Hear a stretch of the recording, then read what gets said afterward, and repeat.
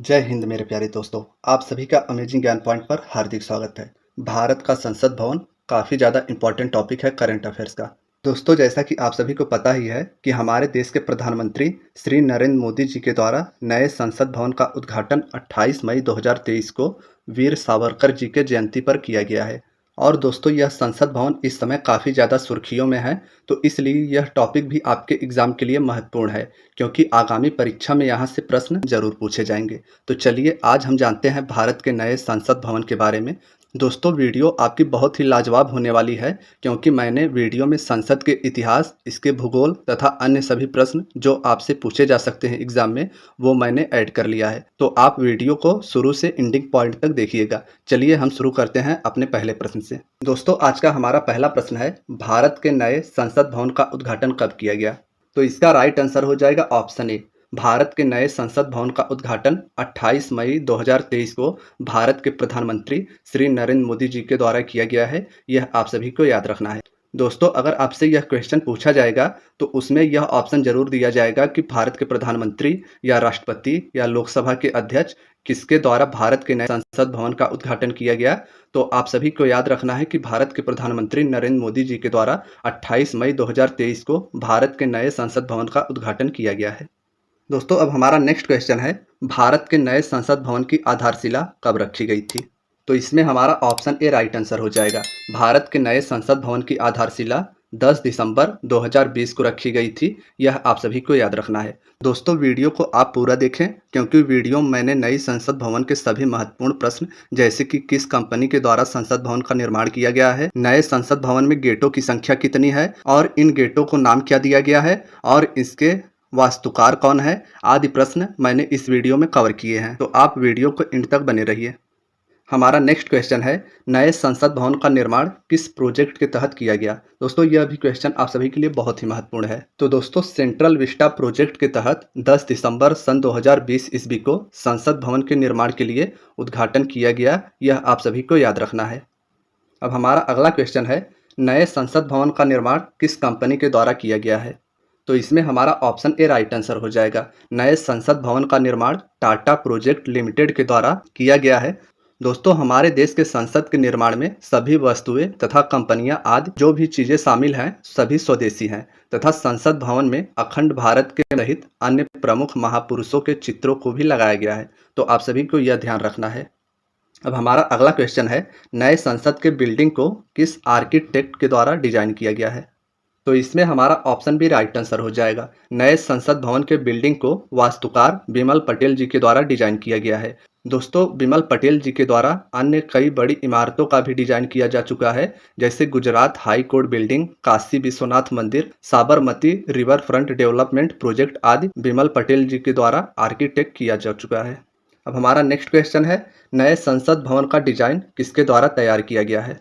तो दोस्तों, HCP design Gujarat based एक कंपनी है और इसी के द्वारा नए संसद भवन का डिजाइन तैयार किया गया है। तो आप सभी को यह याद रखना है।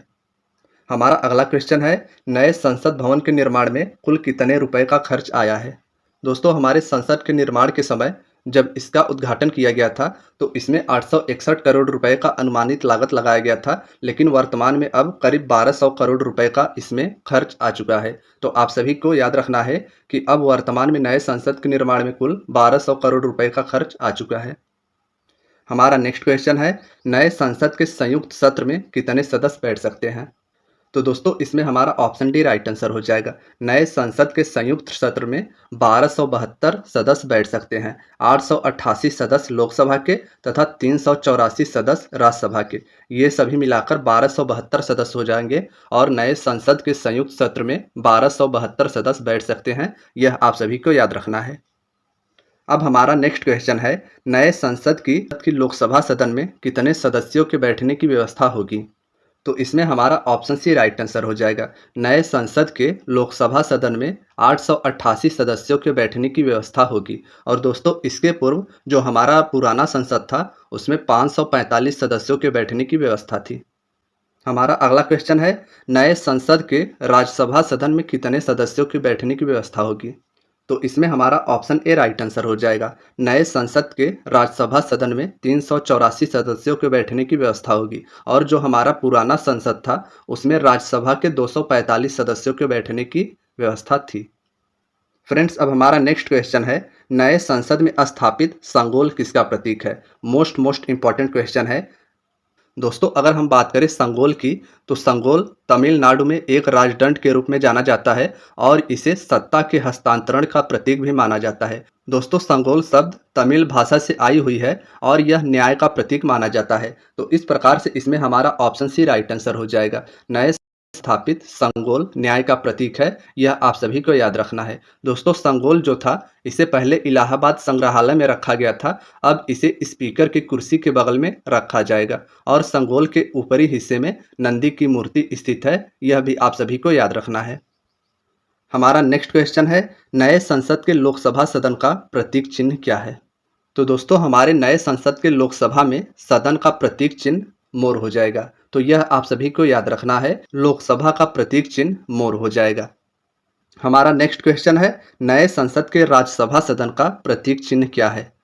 तो इसमें हमारा ऑप्शन ए राइट आंसर हो जाएगा। नए संसद में राज्यसभा सदन का प्रतीक चिन्ह कमल हो जाएगा और आगे हम सभी पढ़ चुके हैं कि लोकसभा में लोकसभा सदन का प्रतीक चिन्ह मोर था। तो यह भी आप सभी को याद रखना है। फ्रेंड्स, अब हमारा नेक्स्ट क्वेश्चन है, संगोल राजदंड इसे कहा जाता है, किन शासकों से संबंधित है? मोस्ट इंपॉर्टेंट क्वेश्चन यह भी है। तो दोस्तों, इसमें हमारा ऑप्शन भी राइट आंसर हो जाएगा। संगोल राजदंड चोल शासकों से संबंधित है। अब चोल शासक, तो आप सभी को याद रखना है कि दक्षिण भारत और आसपास के क्षेत्रों में चोल शासकों ने 9वीं शताब्दी से 13वीं शताब्दी के मध्य अत्यंत शक्तिशाली हिंदू साम्राज्य की स्थापना की थी और इनकी राजधानी उरैयूर वर्तमान तमिलनाडु में स्थित था। तो यह भी आप सभी के लिए बहुत ही महत्वपूर्ण है, आप सभी को इन प्रश्नों के बारे में भी याद रखना है। हमारा अगला क्वेश्चन है, नए संसद में स्थित तीनों गेटों को क्या नाम दिया गया है?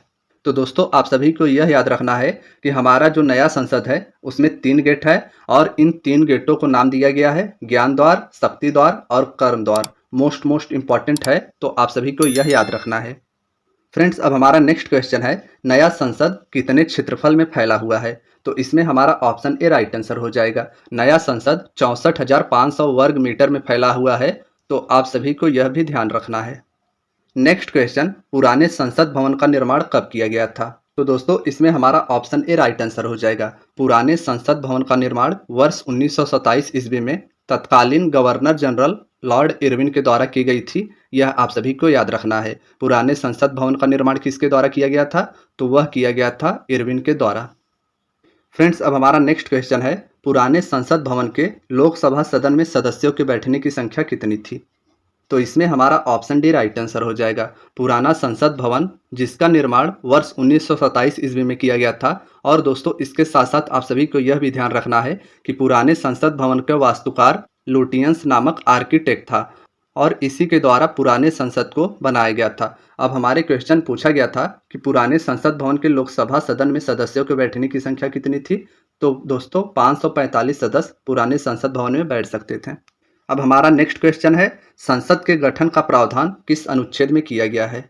यह भी क्वेश्चन आप सभी के लिए बहुत ही महत्वपूर्ण है। अगर हम बात करें संसद के गठन के प्रावधान की, तो इंडियन कॉन्स्टिट्यूशन के आर्टिकल 79 में संसद के गठन का प्रावधान किया गया है। अगर आर्टिकल 80 की बात की जाए तो इसमें लोकसभा का वर्णन किया गया है और आर्टिकल 81 में राज्यसभा का वर्णन किया गया है। तो आप सभी को यह याद रखना है।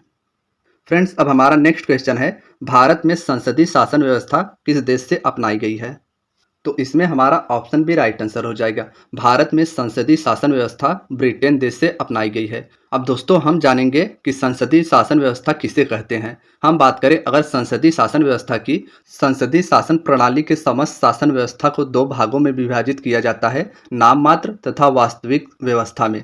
नाम मात्र का प्रमुख राष्ट्रपति हो जाता है, लेकिन उसके सारे शक्तियों का वास्तविक प्रयोग मंत्रिपरिषद के द्वारा किया जाता है। दोस्तों, ब्रिटेन में सर्वप्रथम संसदीय शासन प्रणाली की स्थापना की गई थी, तो इसलिए ब्रिटेन को संसदीय शासन प्रणाली का जनक भी कहा जाता है। तो दोस्तों, आज की वीडियो यहीं तक थी। वीडियो अगर पसंद आई हो तो वीडियो को लाइक कर दीजिए और चैनल को सब्सक्राइब कर लीजिए। धन्यवाद दोस्तों।